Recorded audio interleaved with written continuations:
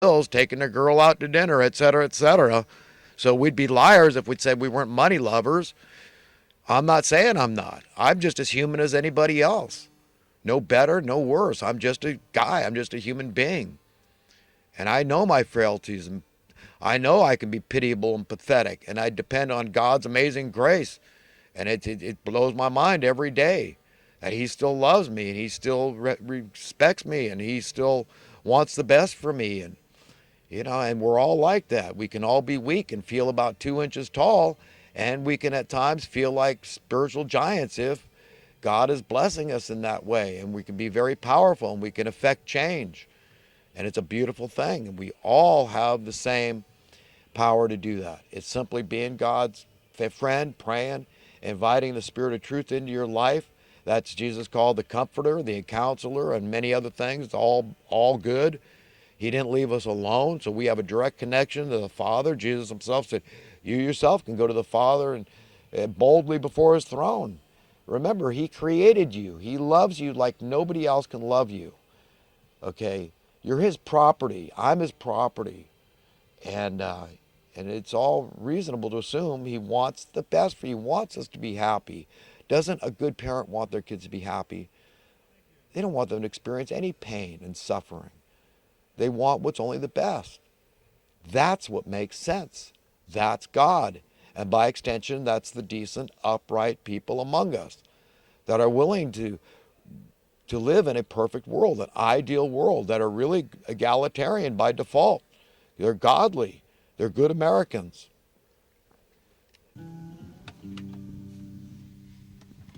Oh, I wish I was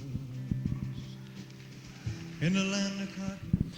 Okay, I'm on to some current recent events and other talking points. But I want people to really understand the pernicious nature of this national debt and how it's being paid off. They print more money, quantitative easing, we've all heard of that. Now, this is the start of the currency dilution, you understand? So they take more of this diluted currency, so they're unaffected by it. So when you boil it down and you extract that concentrate, they still have more. And this is how this wealth imbalance continues to grow. They raise the cost of living tax, which you can't avoid. There's not an iota of progress. You understand, always had an anti-progress, regression for the average Joe out there. And it keeps expanding. Like I said, in California, the majority of people can't afford to be homeowners anymore. And it's spreading like a cancer across the country and by extension the world. So where does it end? We're just going to be a bunch of landlords and serfs. I mean, serfs and kings. I mean, what's it going to be? Oppressors and oppressed. It's neo-feudalism. Where does it end? I mean, in history, it's always ended with bloody revolt and throw the because they're like kids in a candy. They don't know when to stop. They got a sugar high, and unless somebody really puts brings down the axe, they're just going to keep on the way they are, like spoiled, snot-nosed brats, and they're going to keep running the show and running the country into the ground and running the American people into the ground, robbing our standard of living by raising our cost of living through diluted money, giving us less, cheating the minimum wage workers, the productive class. Well, they sit in their ivory towers, printing money, no intrinsic value out of thin air. You understand? Creating value out of thin air. Just, wow, I wish I could do that. I print my own money. I mean, you understand? This is a joke. And who's paying for it when the wealth imbalance keeps growing while we're creating more and more multi-billionaires and we're creating more and more poverty? They just had a report that homelessness is up in Los Angeles. And nobody's conflating this immigration issue with homelessness. The demand, I mean, obviously, where are these immigrants stand? They're putting a huge demand on the housing, thus depleting the sparse amount of available housing that's left and increasing the cost. I mean, that's the way it works, supply and demand, right? We all know that. Intuitively, people understand supply and demand. Okay, but they're on top of that, they're manipulating markets and fixing prices and telling you, oh, it's just a fair market value. Have you checked the newspaper lately and compared?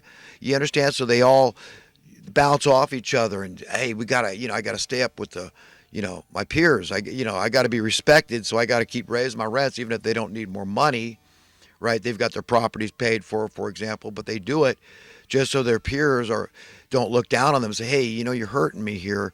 You got to raise the price of your dwellings. Otherwise, you make me look like I'm gouging. You make me look bad. So that's what they brought in, a system of gouging under our noses without calling it gouging. And they're all in on it. The Democrats and Republicans are in on it. The conservatives and liberals are in on it. These are just words. Okay, they're subject to definition. And the socialists and capitalists are in on it.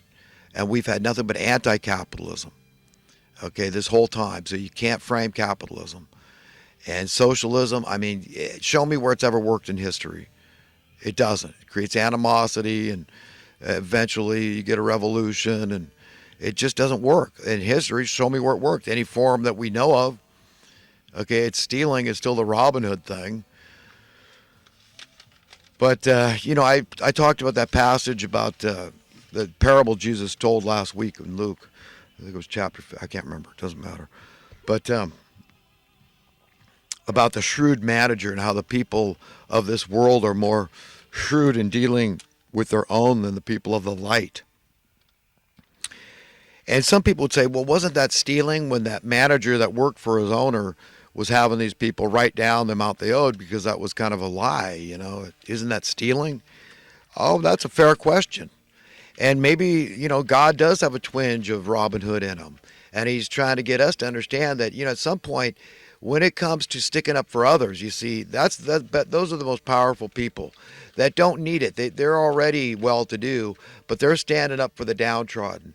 They're sticking their necks out there and saying, wait, what about these people? I'm not okay with frolicking on God's green earth and ignoring the plight of the downtrodden. Because I read my Bible, and I know what Jesus said. He said, whatsoever you do or fail to do for the least of men, you do or fail to do for me. So, you know what? Logically speaking, reasonably speaking, everybody's got to do something. And remember, those that with the most clout, that have the most, that are most well-heeled financially, need to stick up for the downtrodden. Do something and understand this issue and understand how evil it is. With affordable housing, that's an anathema to the existing status quo. And that's, remember, the Democrats, Republicans, conservatives, liberals, capitalists, socialists. That's just terms, just words. They're all in on it. They're all colluding. Okay?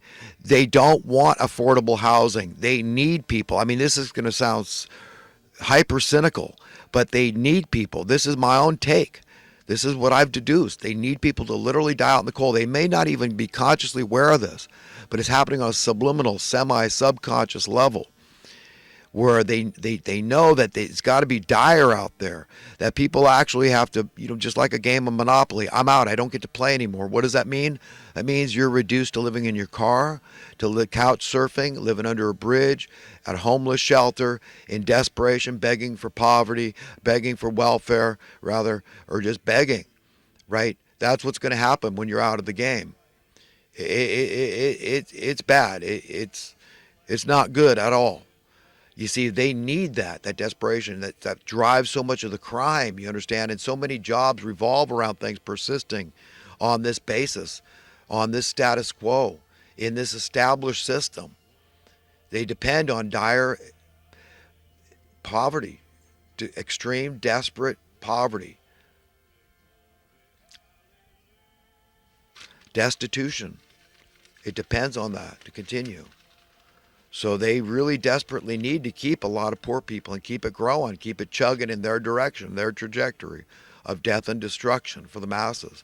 And tell people, look, just look at climate change. This is a big concern. Look over here. Don't worry, the Earth's overpopulated, dude. Come on, that's a problem. Because climate change, we've got to make people poor so they can stop taking vacations and burning fuel, heating and cooling their homes. That's the enemy of the earth. That's warming it. You see, that's what they want. Even if you don't consciously think it that way, that's what they're getting across subliminally. That's the message. We're not going to talk about suppressed clean technology. We're not going to conflate that issue with what destroying the earth and all the CO2. We're not going to, mix these issues up. No. You understand how evil the days are and what's going on, how these tyrants operate and how their minions carry it out? These are their foot soldiers for the top tyrants, the money printing class, and their sycophantic lapdog political class that rubber stamps and legitimizes what otherwise should be totally illegitimate, validates what should be totally invalid. And that's how they get away with it. They're stealing from people. They're stealing from the minimum wage workers, the productive class, of all the people, to subjugate and marginalize.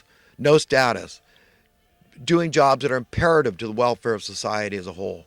And these are the people that we're going to finger and we're going to blame for cost of living inflation when the opposite is true. It's unnerving to me. Insufferable madness.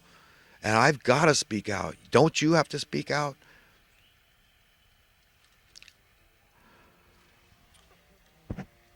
Makes me freaking nuts, man.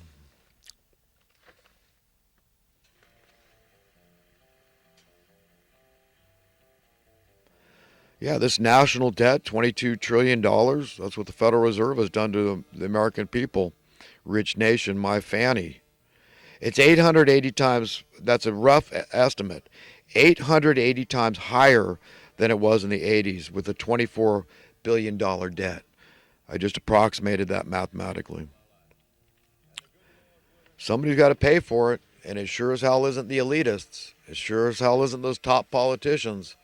It sure as hell isn't the gangster, bankster, money printing class. Hell no.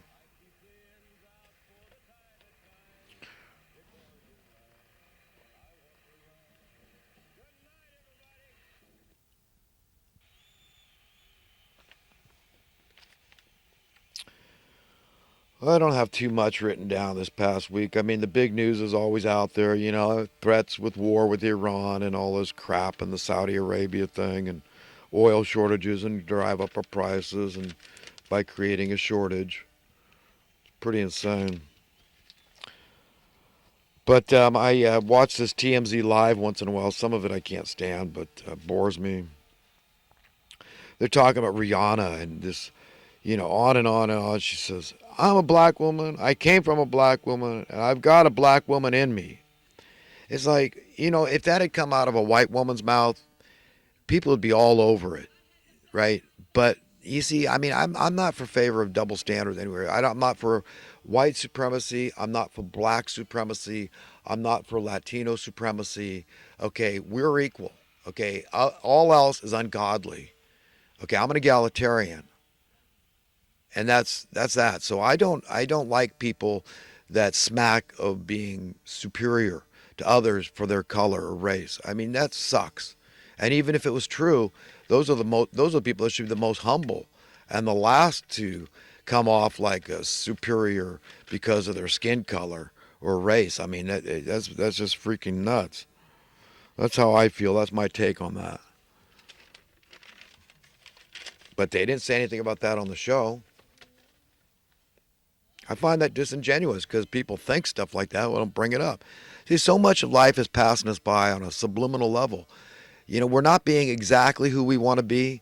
We're kind of like, well, I got that goody two shoes. I got to just drown him out and go with the flow of, what's popular and what's not. I got to be, politically correct, right? PC, right? So that's how a lot of us self-censor. And it's sickening. I mean, these are lukewarm people that have no substance. See, they got no oil in their lamp. And when the Lord returns, I mean, in whatever metaphorical way that happens, sudden when there's this traumatic event and the tide turns in favor of the righteous, where are you going to be?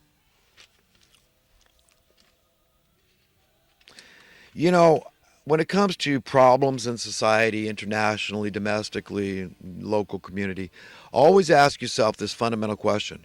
Who profits from the problem? And therein lies your culprit that does not have an interest in fixing the problem, especially if they know that they benefit and they profit from it. It's just an example would be some fireman that business has been slow at the station. He's trying to get hired on. They're on the fence about hiring more men and watching expenses and stuff. Well, he's an arsonist, and he goes out and creates fires so that ups his chance of getting a job, or it just gives him more job security. It makes him relevant. And so this is what can happen, you see. And this is sick and twisted. I mean, God has to find that appalling. It's just infuriating. It's maddening that this goes on, but it's rampant in our society, and we've all grown to accept it. It's all been normalized. I mean, the vast majority of crime out there. So all those people involved in the crime industrial, the judicial industrial complex, justice industrial complex. Do you understand? You get it? How stupid and crazy this is? All those people, just think, if God had his way, if JFK had his way, we'd seen some progress, social, political, and economically speaking, where this rising tide of prosperity would have benefited everyone. That's all. That's what would happen with true capitalism: supply and demand, free market, naturally, organically, automatically, without being forced. There would have been some progress. Minimum wage could be 50 cents an hour, down from $1 an hour in the early 60s, but have greater buying power. That would be progress. Do you understand, folks? I know what I'm talking about here, and I want you to know what you're talking about. Be empowered with it and empower others. Help them out of confusion and ignorance and help them, and then they spread it to somebody else, and we all unify and come together against these a-holes that are running the show, running America and the American way of life into the ground.